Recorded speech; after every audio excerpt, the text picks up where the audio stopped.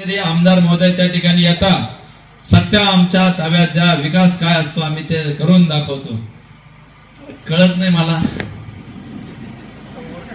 नेमकी काय कोणतं औषध घेतात काय मला कल्पना नाही. सत्ता आहे कोणाच्या ताब्यात? समोरचे काय तुम्ही आता निवडणूक आली म्हटल्यावर ते काय तुम्ही म्हणतील ते देतील. तुम्ही उद्या सांगा भाऊ इथं ओपन स्पेस आहे, ताजमहल बांधून द्या, ते म्हणतील दिला.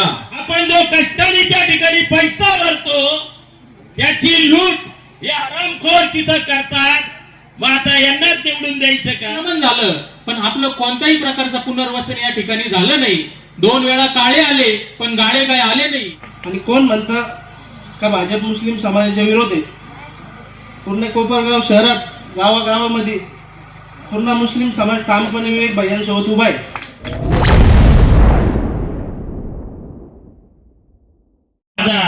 म्हणजे तो नळपट्टीत बी घेतला, पुन्हा घरपट्टीत बी काढला. शिक्षण मंडळ वर्ग टाकलं, रोड रिपेरिंग, त्याला नाव दिलं रोड रिपेरिंग. त्याचा खर्च किती? 4,68,00,000 रुपये. घरपट्टीत नाव बदललं, खडीकरण, डांबरीकरण, कॉन्क्रिटीकरण, खर्च किती? वाहन खर्च 81 लाख रुपये. कार्यालय इमारत खर्च 27. आपण जो कष्टाने त्या ठिकाणी पैसा भरतो त्याची लूट हे आरामखोर तिथं करतात. मग आता यांनाच निवडून द्यायचं का? विकास झाला, विकास झाला, विकास झाला. अरे कुठं विकास झाला? विकास कुठंच दिसला नाही. 3,000 कोटीचा विकास झाला आणि काका मला वाचवा अशी हाक मारण्याची वेळ आमदारांवर आली. अरे जर तुम्ही 3,000 कोटीचा विकास केला असता तर या ठिकाणी जो 16 लाख रुपयाचा रोड तुम्ही केला, जागतिक दर्जाचा हा रस्ता ज्यावर आता आपण सभा घेतोय, डांबरीकरणावर तुम्ही सिमेंटाचा रोड करताय. वा मित्रांनो, हा भ्रष्टाचार इतका वाढलेला आहे. याचं 1 महिन्याचं बिल आपल्याला सांगतो. हाच सांगितलं मी.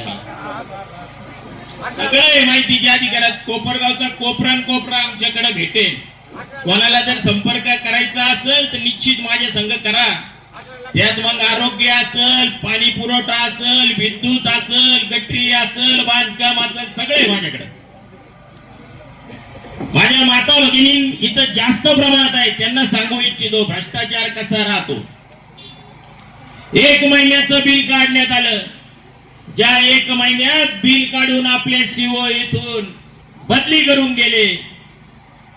1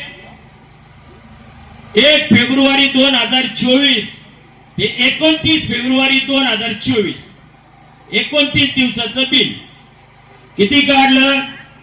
1,09,47,449 रुपये एकाच तारखेत.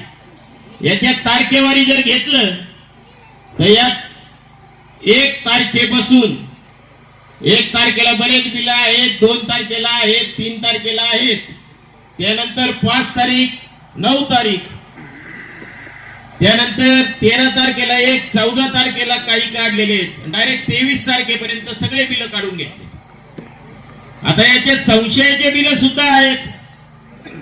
जंतुनाशक, कीटकनाशक फवारणी यांनी कुठं केलीच नाही. मग म्हणलं तुम्ही केली नाही तर मला जिओ टॅग फोटो द्या. जिओ टॅग फोटोच नाही. मग म्हणलं ज्या भागात, आता लक्ष्मीनगर भागात 10 लोकांच्या सह्या आणा की त्यांच्या घरासमोर आम्ही फवारणी केली, ते बी नाही. ठीक आहे म्हणलं मग बिल द्या. मग त्यांनी बिल दिलं महालक्ष्मी कंपनीचं 5,40,000 लोगाव. मग डॉल्फिन केमिकल त्याचं निघालं 14,25,000 म्हणजे 19 लाख रुपयांची फवारणी फेब्रुवारी महिन्यात केली. त्यानंतर जाहिरात जरा खूप म्हणजे आहे. गणेश विसर्जन मिरवणूक घेतो. 1 मिनिट. गणेश विसर्जन मिरवणूक याचं कालच माहितीच्या अधिकारात आमच्या एका मित्रांनी माझ्याकडे दिलं होतं. गणेश विसर्जन मिरवणूक झाली आणि भैयाजी आपल्या माहितीसाठी सुद्धा सांगतो की रस्ते रिपेअर, रोड रिपेअर याचा वार्षिक ठेका एका ठेकेदाराला दिलेला आहे. मग मला एक सांगाव, वार्षिक ठेका जर मी आपले अध्यक्ष गोरख कडून 1 वर्षासाठी दिलेला आहे की गावात कुठेही खड्डे पडो, काही पडो, गोरखजी तुम्ही ते रिपेअर करायचे, बिल काढून घ्यायचे.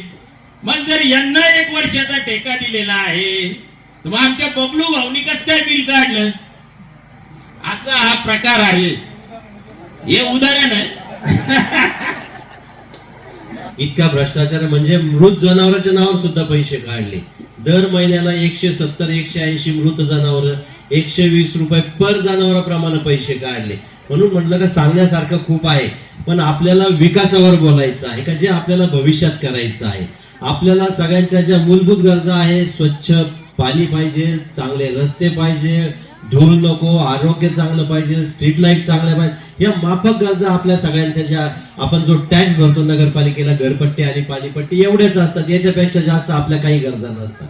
आणि ह्याच गरजा फक्त आपल्या नगरपालिकेने पुरवाव्या अशी प्रत्येकाची अपेक्षा असते. परंतु गेल्या 9 वर्षात आपण बघतोय का ही कोणतीही गोष्ट पूर्ण झाली नाही. जोपर्यंत नगरसेवक होते 2021 पर्यंत, त्यावेळी आम्ही फॉलोअप घ्यायचो, थोडाफार विचार करायचो, त्यांच्या मागे लागायचो का कामं करा, पण अर्ज दिले का त्याला ते कचऱ्याची टोपली दाखवायची आणि ते फेकून द्यायचे. आणि मग अशा पद्धतीने त्यांनी प्रचंड भ्रष्टाचार केला. तर भविष्यात हे कुठंतरी थांबलं पाहिजे आणि याचं परिवर्तन झालं पाहिजे. आमदारकी आली त्यावेळी आपल्याला सगळ्यांना आश्वासन दिलं, पिकनिक स्पॉट सारखं सगळ्यांना 5 नंबर तळ्यावर घेऊन गेले का तळ बघा किती छान केलं. आज 41 महिने झाले, तळ अजून पूर्ण झाले नाही. फक्त आमदारकी काढायची, दिवसाआड पाणी द्यायचं म्हणून आश्वासन दिलं आणि तळ्यात पाणी सोडलं ना. त्याला आउटलेट आहे ना फ्लश करायला जागा आहे. आता तुम्ही जर तळ्यात जाऊन बघितलं तर पूर्ण हिरवं पाणी आहे. आता त्यांना म्हणा का आज जसं आमदारकीच्या वेळी आम्हाला तळ्यावर घेऊन गेले फिरायला, तसं तळ्यावर आणि फिल्ट्रेशन प्लांटवर महत्वाचं जा. कालच आम्ही रियालिटी चेक मध्ये विवेक भैयानं आम्हाला एका पत्रकारांनी सांगितलं का तुम्ही जे बोलता ते खरं आहे का दाखवा. आम्ही स्वतः सगळेजण तिथं गेलो.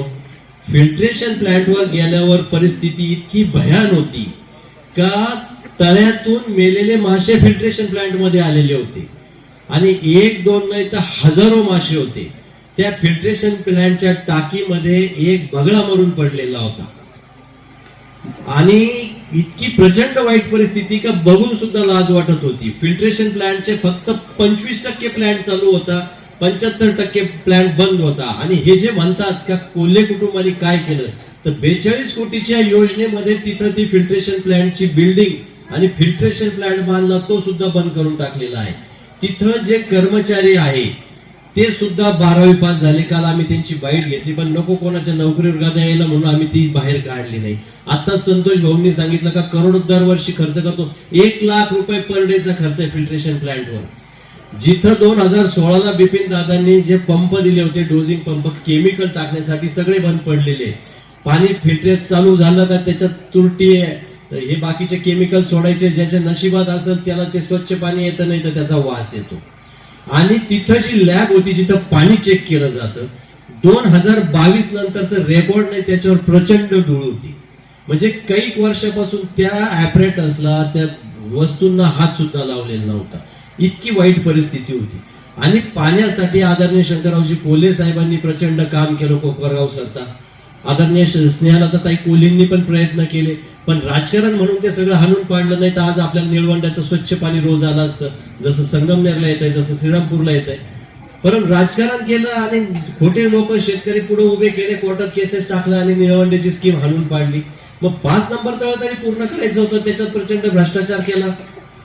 5 नंबर तळ व्हावा म्हणून आपल्या गावातले जे राजेशजी मंटाला आहे यांनी याचा फॉलोअप केला. PM पोर्टलला हजारो मेल्स पाठवले आणि त्यानंतर PMO ऑफिस मधून खाली पत्र आलं. त्याच्यानंतर 5 नंबरचं तळ झालं.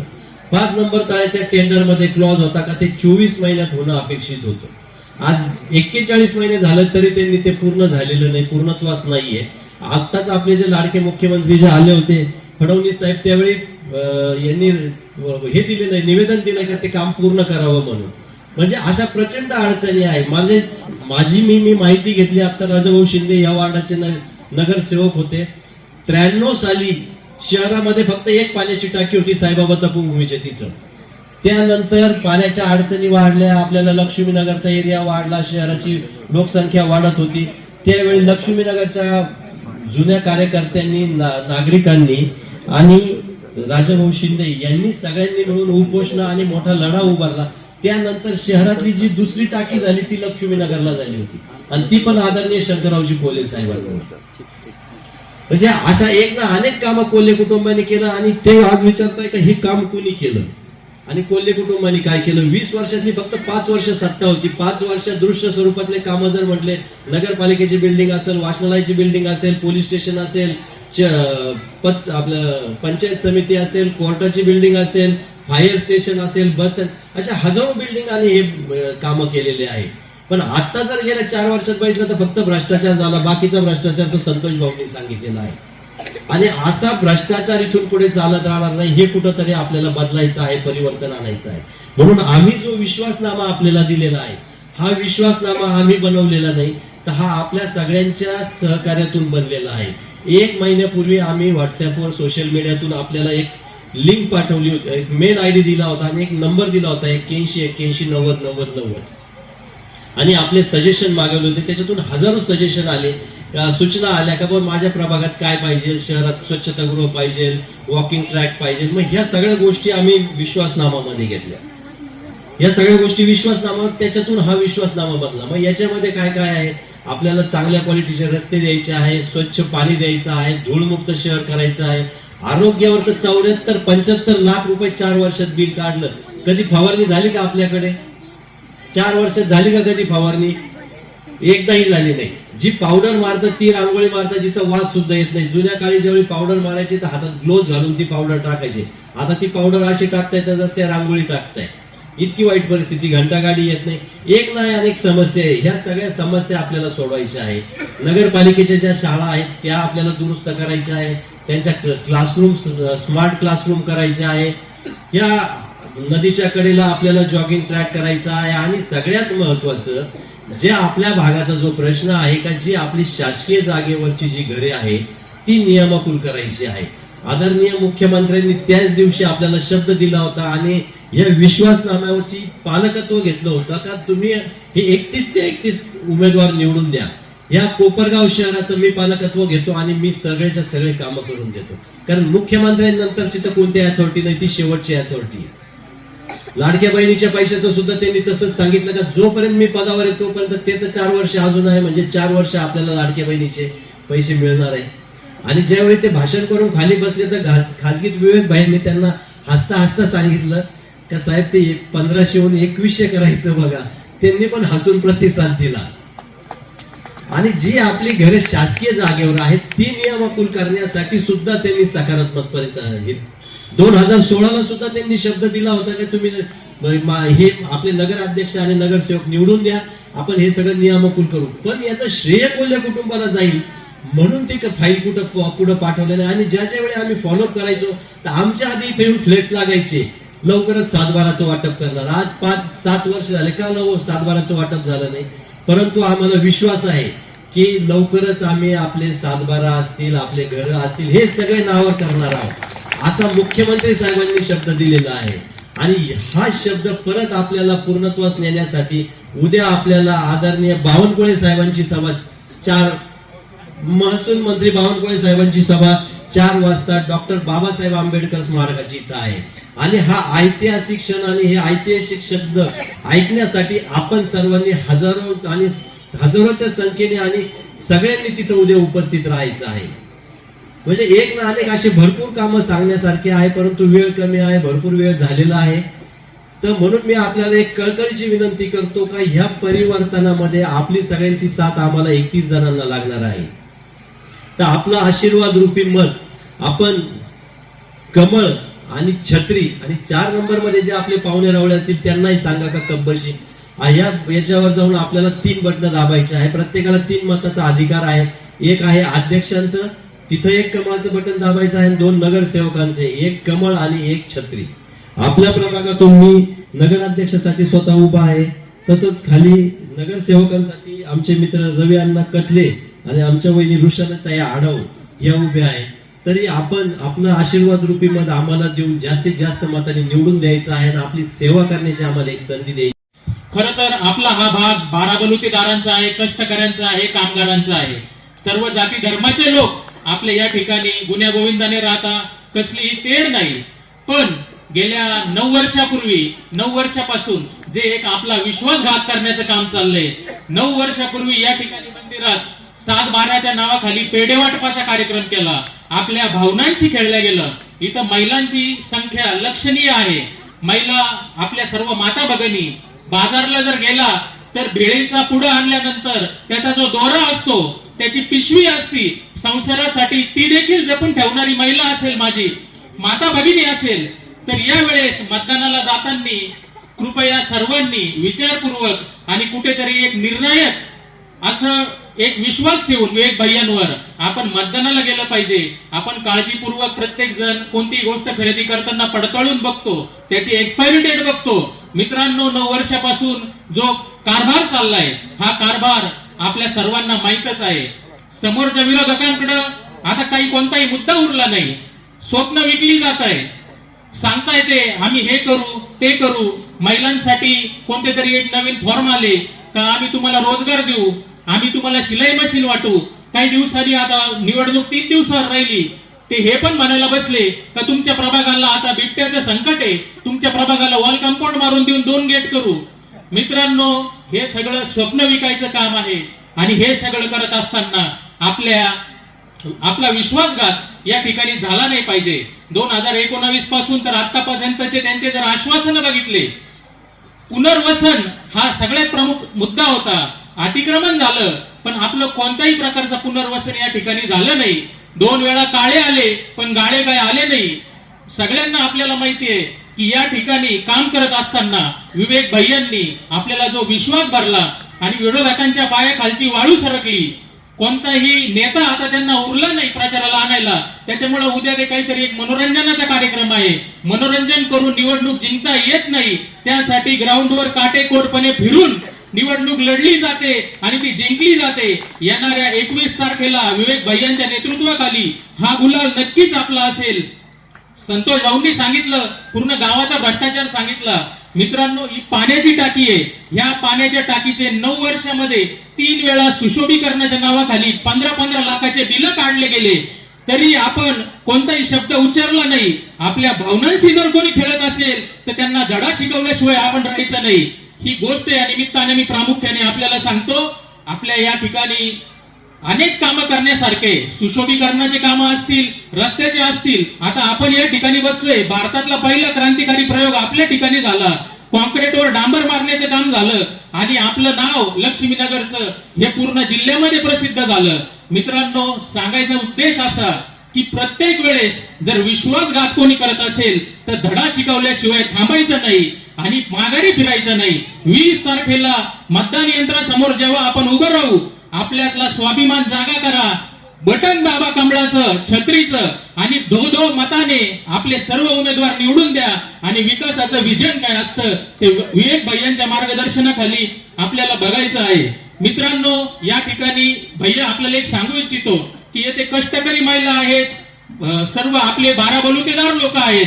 या ठिकाणी लिज्जत पापड सारखं जर युनिट आपण या ठिकाणी जर केलं तर महिलांना निश्चितच हातभार लागेल आणि इथे एक मोठा रोजगार आपल्याला निर्माण होऊ शकतो. महिला बचत गटाच्या माध्यमातून आपल्या हाताला काम मिळेल आणि कुठेतरी एक उभारी आपल्या प्रभागाला येईल. पाहुणे जर आले तर पहिले ते प्रभाग बघून म्हणतात की हा प्रभाग आहे का काय आहे. सुरुवातच होते. आपले आत्ताचे माजी नगरसेवक, त्यांच्या घरासमोरच एक हँगिंग गार्डन आहे. तिथं काय परिस्थिती आपल्याला माहिती आहे. लक्ष्मीनगरच्या कॉर्नरवर तिथं अक्षरशः बॉटनिक गार्डन म्हणावं लागेल. ते तिथं डुकरं गाढवं खेळत असतात आणि त्या नगरसेवकाच्या घरासमोरच ते आहे. तर मित्रांनो, विकास जर बघायचा असेल तर आपल्याला निश्चितच हा बदल करावा लागेल. आपला विश्वास हा निश्चितच भाजप असेल, विवेक भैया असतील यांच्या नेतृत्वाखाली यशस्वी होईल, यामध्ये मला कोणतीही शंका नाही.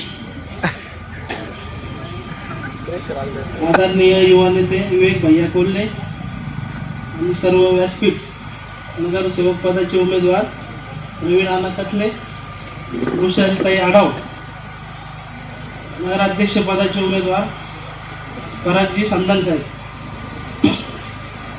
आज आम्ही भाजप या पक्षात प्रवेश केला. 9 वर्षापासून विरोधी पक्षामध्ये काम करत होतो प्रामाणिकपणे. तर काही हॉस्पिटल इश्यू आला. हॉस्पिटल इश्यूमध्ये आमची मदत झाली नाही.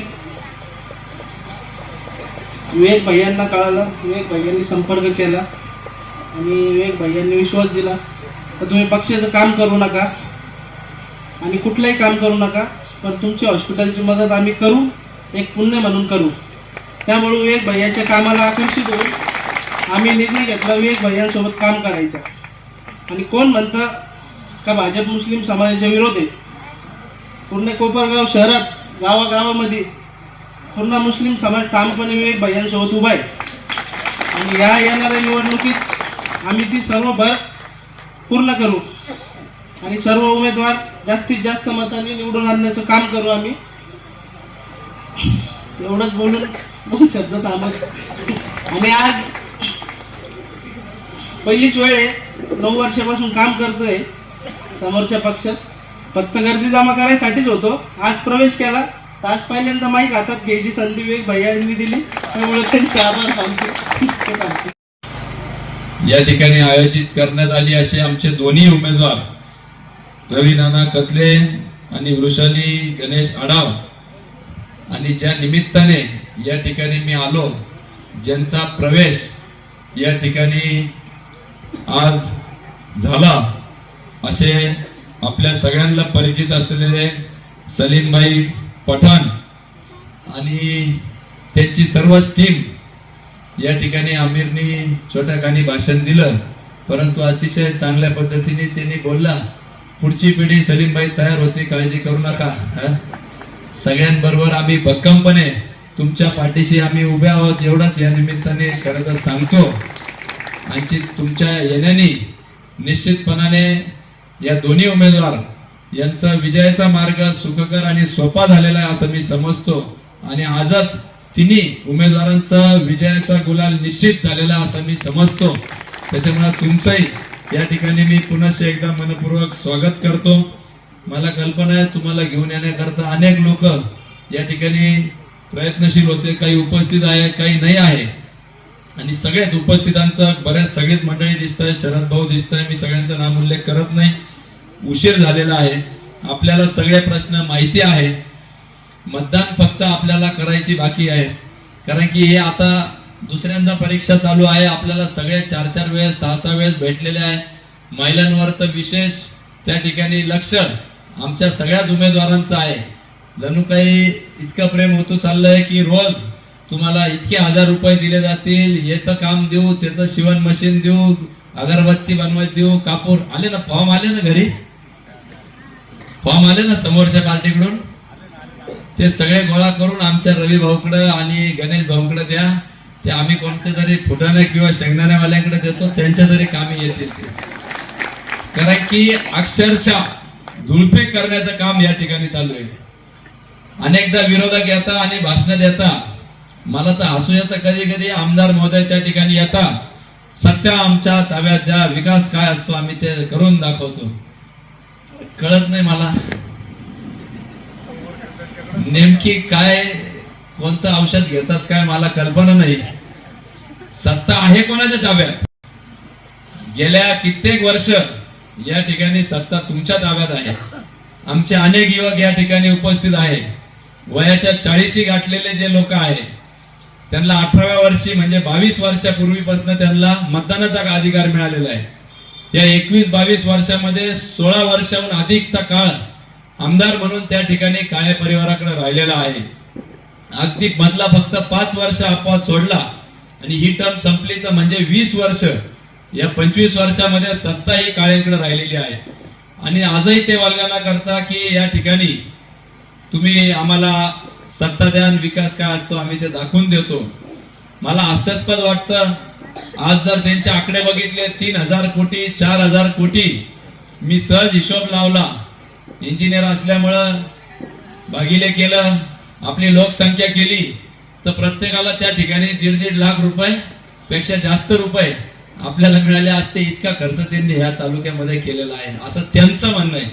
परंतु प्रत्यक्षात पाहिलं तर जिकडं जा तिकडं धूळ खड्डे वेगवेगळे प्रश्न. 4 वर्ष कुठलाही नगरसेवक अस्तित्वात नव्हता, नगराध्यक्ष अस्तित्वात नव्हते. त्याच्या आधी तुम्ही आमचे 20 नगरसेवक निवडून दिले, पण इथं मात्र आमच्या रोमारे ताईंना त्या ठिकाणी संधी मिळाली नाही. खर तर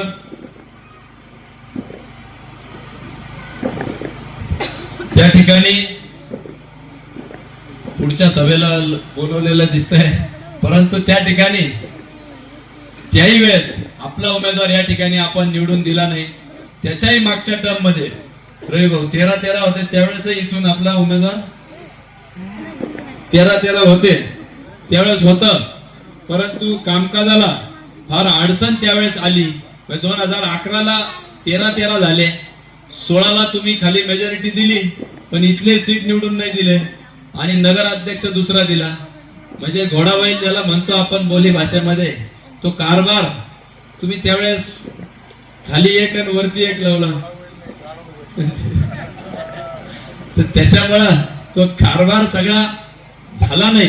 परंतु गेल्या 4 वर्षामध्ये आमदार आणि सीओ, कुठलाही नगरसेवक नाही, नगराध्यक्ष नाही, कुठला काही मेजॉरिटीचा विषय नाही. आमदारांनी सांगायचं, सीओनी ऐकायचं. 16 कोटी रुपये आपला या ठिकाणी वार्षिक बजेट आहे. 25-30 कोटी रुपये शासनाकडून यायचं आणि त्या ठिकाणी जवळपास 72 किलोमीटरचे रस्ते या शहरामध्ये आहे. 75 कोटी रुपये आपल्या रस्त्यांवर, गटारीवर आणि पेवर ब्लॉक मध्ये खर्च झालेले. हे माझे मनगढत आकडे नाही, हे माहितीच्या अधिकारामध्ये घेतलेले, नगरपालिकेतून घेतलेले आकडे आहेत. म्हणजे 1 किलोमीटरला 1 कोटी रुपये खर्च झाला आहे. त्या कमानीपासून इथपर्यंत माझ्या मते 1 किलोमीटर झाला असेल.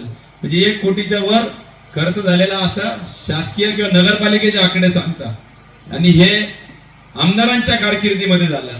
फवारणीचे मगाशी नगराध्यक्षाचे उमेदवार परागी संधान यांनी सांगितलं की गेल्या 4 वर्षामध्ये किती वेळेस फवारणी झाली आपल्याकडे ताई? किती वेळेस फवारणी झाली? नाही हसताय ताई, झाली का नाही फवारणी 4 वर्ष? एकदाही झाली नाही म्हणता. परंतु नगरपालिकेतून 75 लाख रुपयाचे बिल काढले गेले. किती? 75 लाख रुपयाचे बिल. तुमच्या आमच्या कराचा पैसा त्या ठिकाणी वापरला गेला. त्याचा दुष्परिणाम किंवा गैर मार्गाने त्या ठिकाणी तो पैसा वापरला गेला. एवढंच नव्हे तर संधान साहेबांनी सांगितल्याप्रमाणे मृत जनावर विल्हेवाट लावायचं एक बिल काढलं गेलं.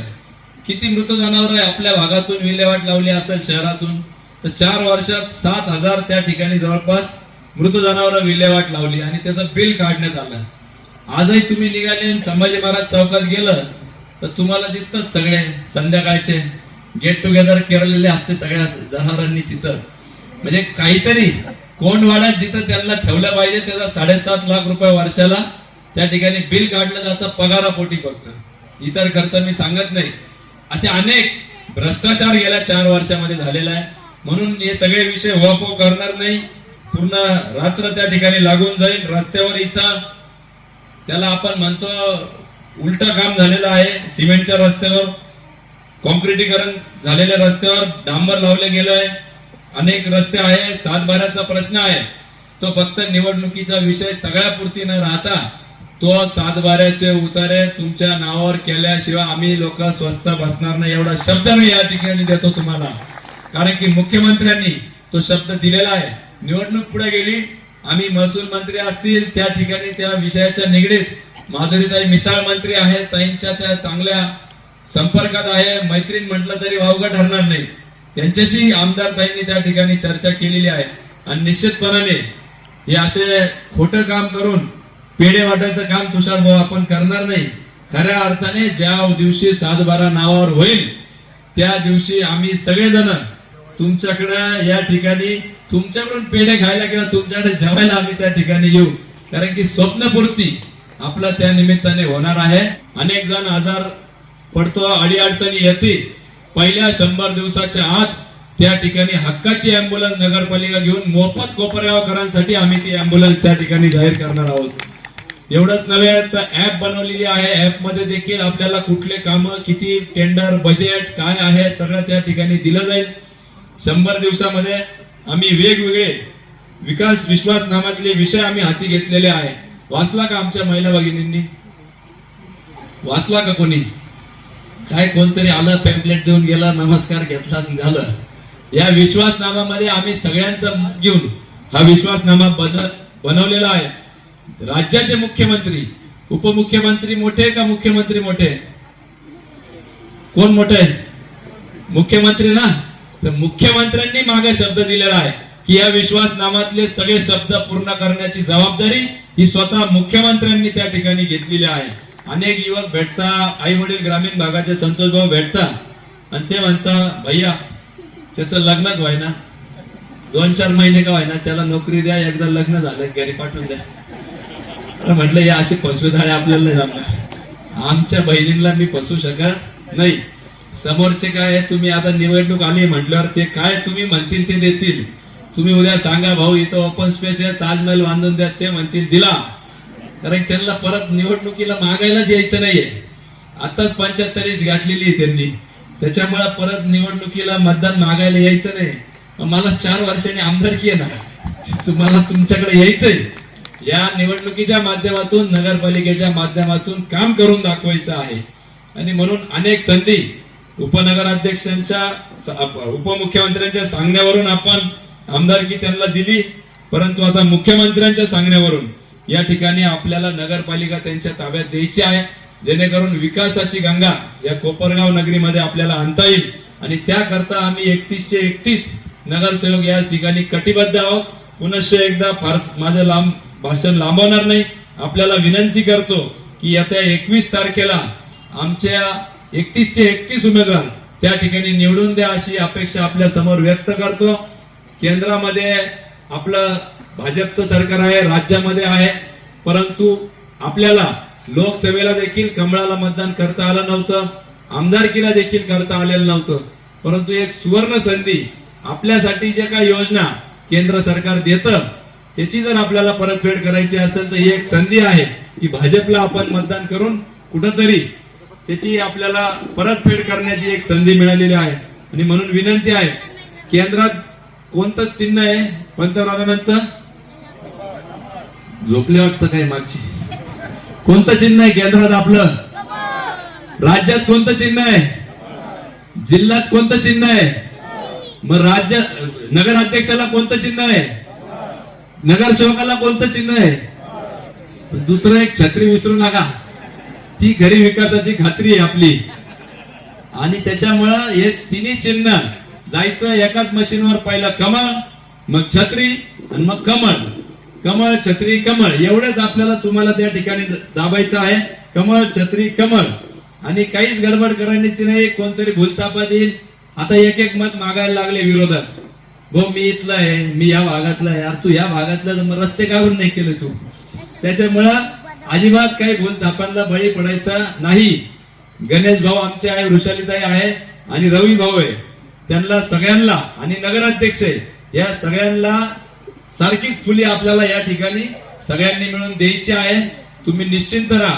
या प्रभागामध्ये तुमच्याकडे लक्ष द्यायला विजूभाई आहेत, रवी अण्णा रोमारे आहे, सलीमभाई आहे, सगळे मातबर नेते या प्रभागामध्ये आहे. परंतु विनंती एवढीच आहे की तिन्ही उमेदवार या ठिकाणी आपण भरघोस मतांनी निवडून झाली अपेक्षा व्यक्त करतो आणि माझं लांबलेलं मनोगत थांबवतो. धन्यवाद. जय हिंद, जय भारत.